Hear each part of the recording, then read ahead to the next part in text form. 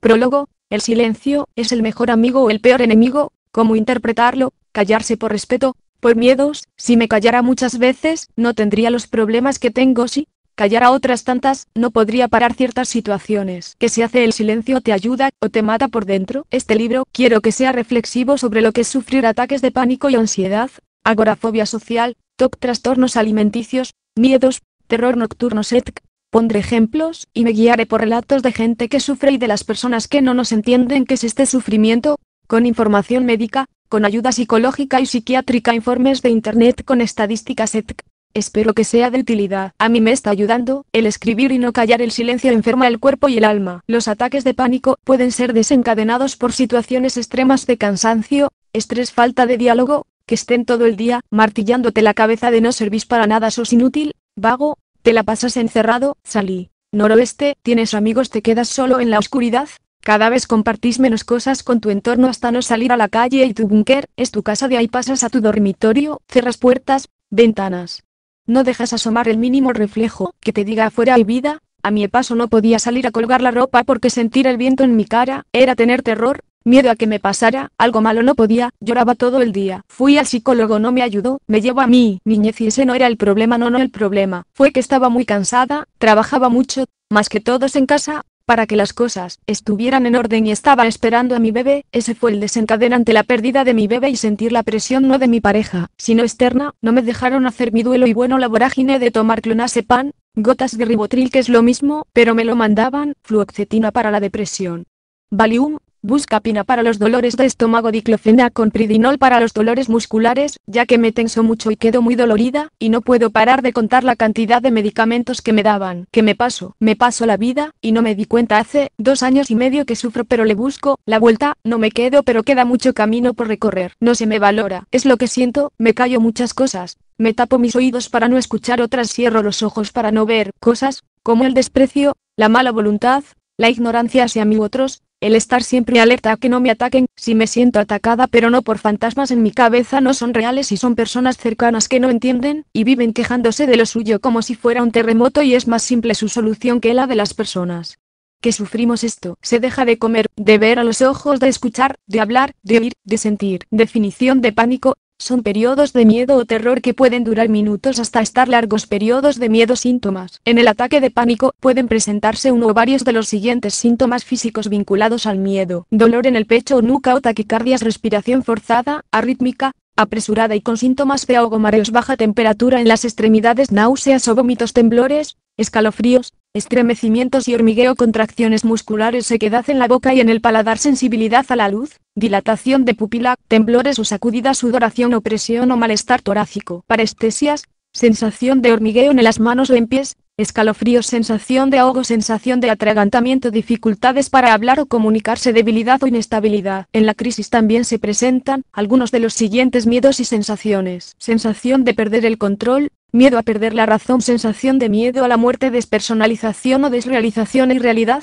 sentirse que uno mismo o el entorno no son reales, deseo imperativo de escapar del lugar, momento y situación en los que se produjeron las crisis, miedo a perder distintas partes del cuerpo, como boca, lengua, manos, etc. Es normal que, paradójicamente, estos episodios aparezcan en momentos de relajación del afectado, cuando la atención no está capturada por ninguna situación exterior importante. Por el contrario, el hecho de que surja un motivo externo llamativo para llamar la atención puede eliminar los síntomas. Hiperventilación. Hiperventilación. Durante el estado de alerta, se altera la forma y la velocidad de la respiración, como en toda situación en donde una persona se sienta asustada. Si en ese momento el cuerpo no consume la energía para la que se ha preparado, se puede producir una hiperventilación, que produce muchos de los incómodos síntomas percibidos durante la crisis: mareos, quedarse sin aliento, nudo en la garganta, hormigueo, entumecimiento en las manos o los pies, náuseas, confusión. El cambio en la forma de respirar puede limitar estos síntomas, al relajarse muchas de las variables corporales. Además, el hecho de que la persona perciba poder estar haciendo algo para cuidarse a sí misma y gestionar la crisis, hace que se sienta algo más segura, ya que percibe poder controlar en algo en la situación. Desrealización. Uno de los síntomas más terribles para los afectados es la percepción de desrealización. La desrealización es un cambio en la percepción del entorno de un individuo, en donde el mundo a su alrededor parece irreal o desconocido. Términos comúnmente usados para describir los síntomas y sensaciones de desrealización, son los que siguen. Como ver a través de un velo. Ataques de pánico, son sensaciones repentinas de terror sin motivo aparente que aparecen dentro del denominado trastorno de pánico, uno de los trastornos de la ansiedad. En estos ataques, pueden presentarse síntomas físicos, tales como taquicardia, dolor en el pecho, dificultad para respirar, mareos. Por otro lado, la cuarta edición del Manual Diagnóstico y Estadístico de los Trastornos Mentales de la Asociación Psiquiátrica Estadounidense, American Psychiatric Association, APA-DSM-4, contempla, dentro de los criterios diagnósticos de los trastornos mentales, varios aspectos para diagnosticar la crisis de angustia, ataque de pánico. Concretamente, define el ataque de pánico como una aparición temporal y aislada de miedo o malestar intensos, acompañada de 4 o más de los siguientes síntomas, que se inician bruscamente y alcanzan su máxima expresión en los primeros 10 minutos. Palpitaciones, sacudidas del corazón o elevación de la frecuencia cardíaca, sudoración, temblores o sacudidas, sensación de ahogo o falta de aliento, sensación de atragantarse, opresión o malestar torácico, náuseas o molestias abdominales, inestabilidad, mareo o desmayo, desrealización, sensación de irrealidad o despersonalización, estar separado de uno mismo, miedo a perder el control o a perder la razón, miedo a morir, parestesias, sensación de entumecimiento u hormigueo, y escalofríos o sofocaciones frente al miedo. No obstante, el DSM-4 no contempla el ataque de pánico como una enfermedad codificada ni diagnosticable. Es tan solo un síntoma. Trastorno de pánico, ansiedad, estrés y ansiedad. El estrés es un sentimiento de tensión física o emocional. Puede provenir de cualquier situación o pensamiento que lo haga sentir a uno frustrado, furioso o nervioso. El estrés es la reacción de su cuerpo a un desafío o demanda. En pequeños episodios, el estrés puede ser positivo, como cuando le ayuda a evitar el peligro o cumplir con una fecha límite. Pero cuando el estrés dura mucho tiempo, puede dañar su salud. Consideraciones: el estrés es un sentimiento normal. Hay dos tipos principales de estrés. Estrés agudo. Este es estrés a corto plazo que desaparece rápidamente. Puede sentirlo cuando presiona los frenos, pelea con su pareja o esquía en una pendiente. Esto le ayuda a controlar las situaciones peligrosas. También ocurre cuando hace algo nuevo o emocionante. Todas las personas sienten estrés agudo en algún momento u otro. Estrés crónico. Este es el estrés que dura por un periodo de tiempo prolongado. Usted puede tener estrés crónico si tiene problemas de dinero,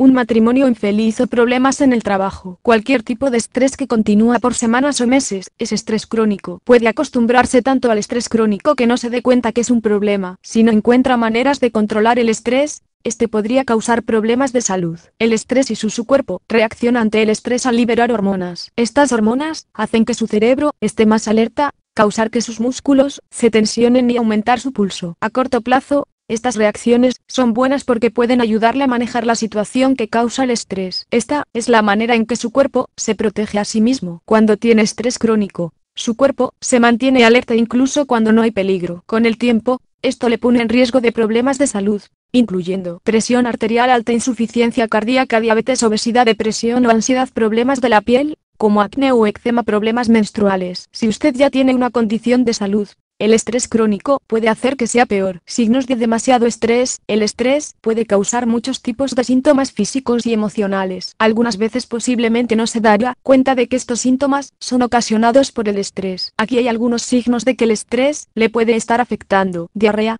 o estreñimiento, mala memoria, dolores y achaques frecuentes, dolores de cabeza, falta de energía o concentración, problemas sexuales, cuello o mandíbula rígidos, cansancio, problemas para dormir o dormir demasiado, malestar de estómago, uso de alcohol o drogas para relajarse, pérdida o aumento de peso. Causas. Las causas del estrés son diferentes para cada persona. Usted puede tener estrés a causa de buenos desafíos y también a causa de los malos. Algunas fuentes comunes de estrés incluyen casarse o divorciarse, empezar un nuevo empleo, la muerte de un cónyuge o un familiar cercano, despido, jubilación, tener un bebé, problemas de dinero, mudanza, tener una enfermedad grave, problemas en el trabajo, problemas en casa. Cuando contactar a un profesional médico, llame a una línea de ayuda en caso de suicidio. Si usted tiene intenciones de quitarse la vida, llame a su proveedor de atención médica si se siente abrumado por el estrés o si está afectando su salud. Llame también a su proveedor si observa síntomas nuevos o inusuales. Las razones por las cuales usted posiblemente necesite buscar más ayuda son: tiene sensaciones de pánico, como vértigo, respiración rápida o latidos cardíacos acelerados. Es incapaz de trabajar o desempeñarse en la casa o en su trabajo. Tiene miedos que no puede controlar. Está teniendo recuerdos de un evento traumático. Su proveedor podría referirlo a un proveedor de atención de salud mental. Puede hablar con este profesional acerca de sus sentimientos,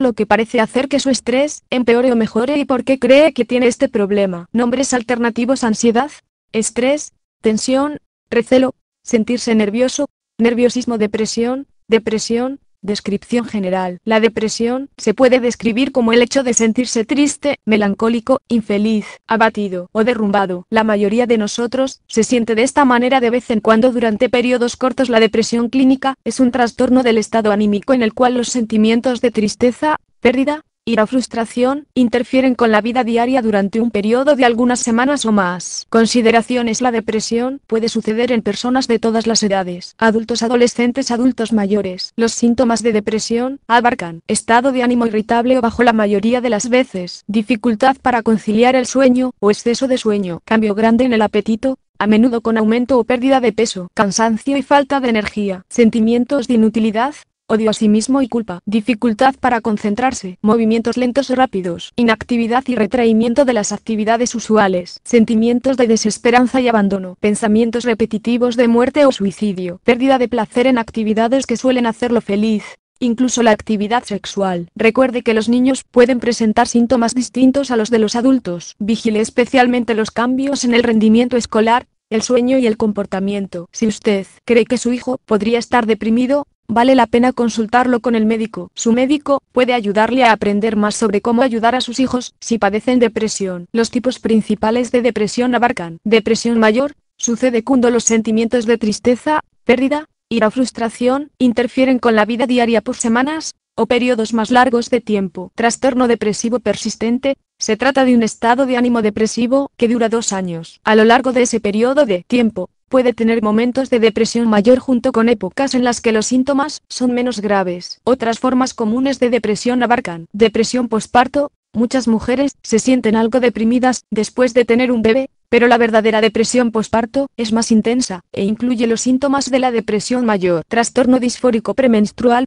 TDP, síntomas depresivos que ocurren una semana antes de la menstruación y desaparecen después de menstruar. Trastorno afectivo estacional, TAE, ocurre con mayor frecuencia durante las estaciones de otoño e invierno, y desaparece durante la primavera y el verano, muy probablemente debido a la falta de luz solar. Depresión mayor con características psicóticas. Sucede cuando una persona padece de depresión con una falta de contacto con la realidad, psicosis. El trastorno bipolar sucede cuando la depresión se alterna con manía, conocida previamente como maníaco-depresión. La depresión es uno de los síntomas del trastorno bipolar, pero este es un tipo de enfermedad mental distinto. Causas: la depresión a menudo se transmite de padres a hijos. Esto puede deberse a los genes, comportamientos aprendidos en el hogar o su entorno. La depresión puede ser desencadenada por un hecho estresante o infeliz en la vida. Frecuentemente se trata de una combinación de estos factores. Muchos factores pueden causar depresión, como alcoholismo o drogadicción, afecciones como cáncer o dolor crónico a largo plazo, situaciones o hechos estresantes en la vida como pérdida de trabajo,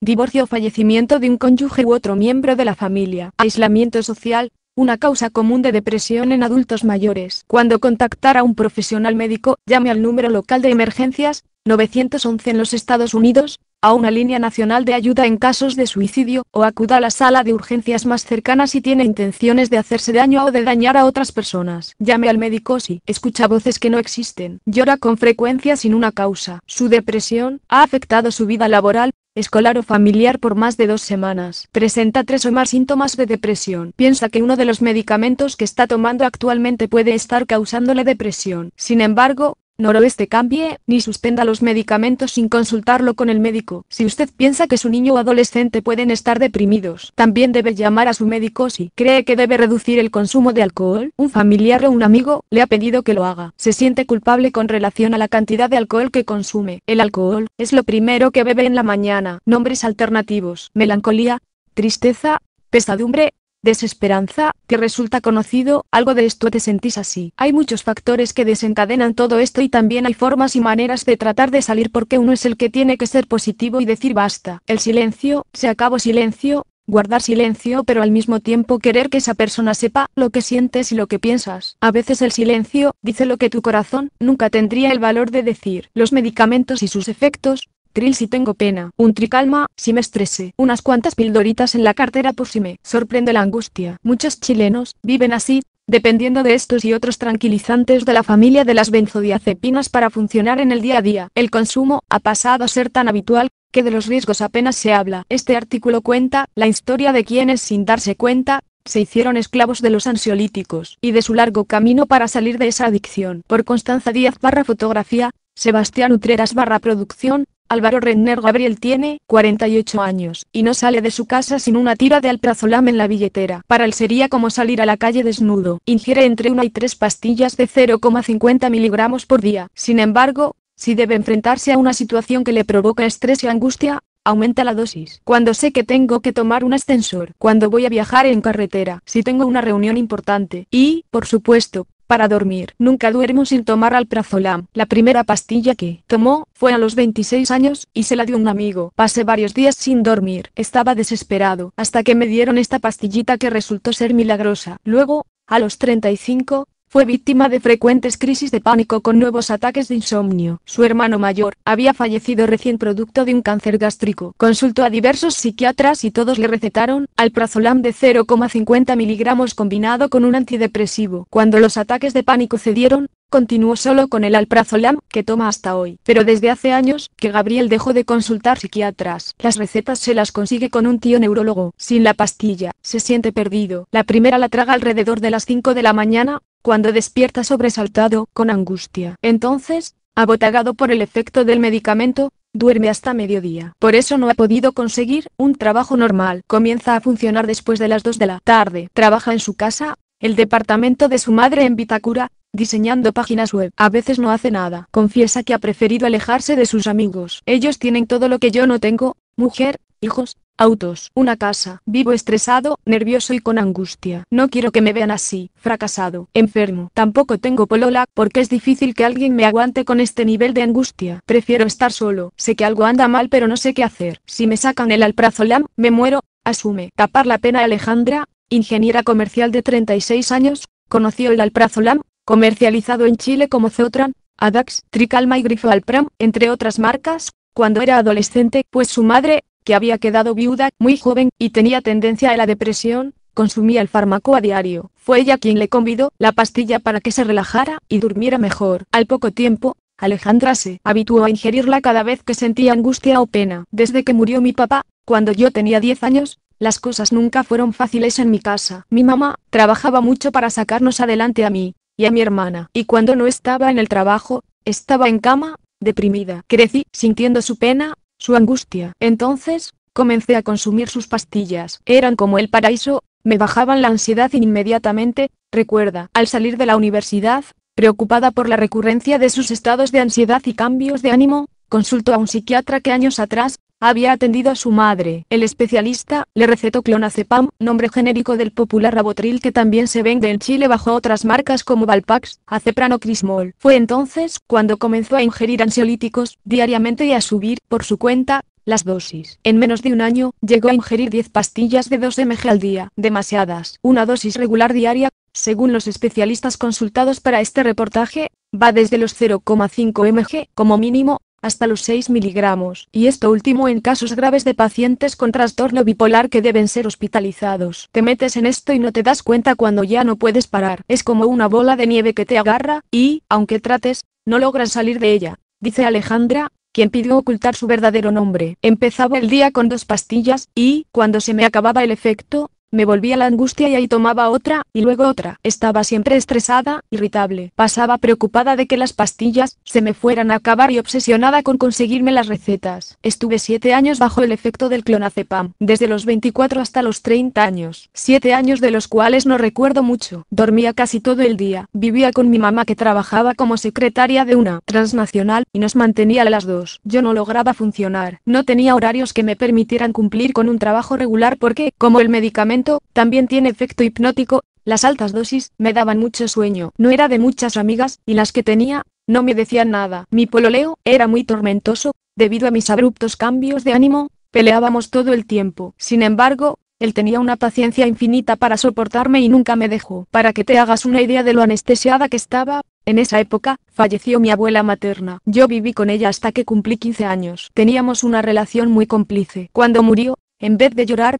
tomé mis pastillas y dormí. como una piedra. Ni siquiera fui al funeral. Mi familia se enojó mucho conmigo. Lo que hice fue tapar la pena, y la tapé tanto que ni siquiera tengo memoria de esos días. Los riesgos del abuso, el clonazepam y otros medicamentos de la familia de las benzodiazepinas, como el diazepam, alprazolam o lorazepam, entre los más utilizados en Chile, actúan sobre un neurotransmisor llamado GABA ácido gamma-aminobutírico, que regula la ansiedad, provocando un efecto calmante. Son muy útiles para combatir estados puntuales de ansiedad, insomnio o estrés. Por ejemplo, ante la enfermedad de un hijo o tras una experiencia traumatizante, como ocurrió después del terremoto de 2010, cuando el consumo de ansiolíticos aumentó en un 40% en el país. Pero no son medicamentos adecuados para el consumo de largo plazo. Está comprobado que después de 6 meses no solo pierden efectividad, sino que fácilmente producen tolerancia. El organismo se acostumbra y requiere dosis cada vez más altas para lograr el efecto deseado, y que también tienen un efecto adictivo, ya que generan una sensación de placer inmediata y comparten un mecanismo de recompensa similar al de algunas drogas adictivas, como la cocaína. Además, su uso crónico puede generar daño cerebral. Quienes consumen por largos periodos y en forma abusiva andan decaídos, pierden la memoria inmediata y la concentración, se vuelven reiterativos en sus ideas, se sienten ansiosos, o actúan con indiferencia, o reaccionan en forma agresiva e irritable. En poco tiempo comienzan a presentar deterioro en sus actividades laborales, académicas y familiares hasta llegar a un punto de no retorno de donde solo se puede salir con ayuda médica, explica el psiquiatra especialista en adicciones, Gonzalo Acuña, del Centro Neveria. Por todo esto, desde 1995, las benzodiazepinas se venden en el país con receta retenida. Esto implica que en la receta se registran tanto los datos del médico como los del paciente y que su duración se limita a un mes. Después de ese lapso, queda obsoleta. Sin embargo, los consumidores parecen no estar adecuadamente sensibilizados a los riesgos. Cuando las benzodiazepinas están recetadas en un contexto médico, es imposible hacerse adicto, plantea Acuña. El problema se produce cuando los pacientes traspasan lo dicho por el especialista, y por su cuenta, aumentan las dosis y el tiempo de consumo indicado. Si al principio necesitabas una pastilla, al cabo de unos 6 meses aproximadamente, vas a necesitar 2 y luego 3 para producir el efecto tranquilizador y ansiolítico que se buscaba al comienzo. Una señal de alerta es cuando el consumidor comienza a pedirle el fármaco a cualquier médico, como en el caso de Gabriel. El testimonio que abre este reportaje. Van de doctor en busca de recetas, y, como en nuestro país no existe un banco único de recetas, o una base de datos, resulta fácil hacerlo, acota Acuña. También existen médicos que recetan benzodiazepinas con demasiada facilidad, como es el caso de los médicos de turno en los centros de urgencia. Tienen poco tiempo para atender al paciente, no disponen de un diagnóstico certero. Algunos doctores prescriben más de lo que se necesita o recetan sin hacer un seguimiento, acusa Daniel Seijas, psiquiatra especialista en adicciones de la Clínica Las Condes. Puntualiza, el clonazepam, por ejemplo, no se debería ingerir ni recetar por más de 4 semanas. Después de ese periodo, es mandatorio reevaluar al paciente y decidir si disminuir la dosis para luego quitar el medicamento, cuando el cuadro puntual de estrés va en retirada, o bien reemplazar la benzodiazepina por un fármaco que sí esté recomendado para el tratamiento de largo plazo, como son los antidepresivos del tipo ISRS, inhibidores selectivos de la recaptación de serotonina, que poseen efectos ansiolíticos de largo plazo pero que, a diferencia de las benzodiazepinas, no crean dependencia, pues no producen recompensa inmediata en el organismo. Plantea que son muy pocas las patologías en las que se usa el tratamiento de largo plazo con benzodiazepinas. Entre las más conocidas están el trastorno de pánico y el trastorno bipolar, pero en esos casos, previamente debe existir un diagnóstico, y el tratamiento medicamentoso debe combinarse con psicoterapia. Jamás se debiera recetar la benzodiazepina como única terapia. Volver a nacer. En el caso de Alejandra, era su propio psiquiatra quien le proveía las recetas de clonazepam constantemente durante años. Fue muy inescrupuloso, reflexiona ella hoy. Nunca emitió un diagnóstico claro. Nunca me propuso psicoterapia. Tampoco me indicó un tiempo definido para el tratamiento. Hay que tener cuidado con quién uno se trata. Yo caí en pésimas manos. Él me atendió solo al comienzo y después me dejaba las recetas con su secretaria. Así estuvimos por años hasta que me di cuenta de que estaba enferma. Mi vida era un infierno. Ni yo me soportaba. Recomendado por una prima, Alejandra visitó a un nuevo especialista para que la ayudara a dejar su adicción. El diagnóstico fue lapidario: debía internarse inmediatamente en una clínica para desintoxicarse. Fue